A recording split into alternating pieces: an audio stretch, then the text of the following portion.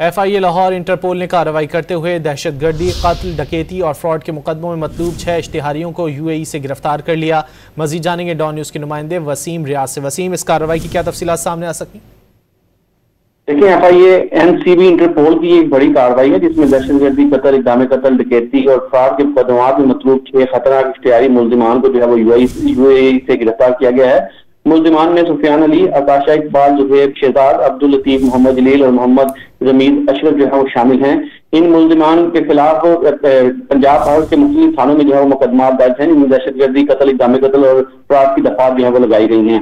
मुल्जिमान को UAE से Lahore airport आज रात जो है वो मुंतकिल किया जाएगा, जिसके बाद इनको पंजाब पुलिस के हवाले कर दिया जाएगा। FIA NCB इंटरपोल ने मुल्जिमान की गिरफ्तारी के लिए रेड नोटिस जो है वो जारी किए थे और इनकी हवालगी के लिए भी इकदाम जो है वो किए गए थे। मुल्जिमान की हवालगी international Interpol Islamabad, Interpol Abu Dhabi के साथ करीबी राब्ते की एक कार्रवाई है जिसमें इनकी गिरफ्तारी जो वो मुमकिन बनाई गई है। जी, बहुत शुक्रिया वसीम रियाज इन तफसीलात के लिए।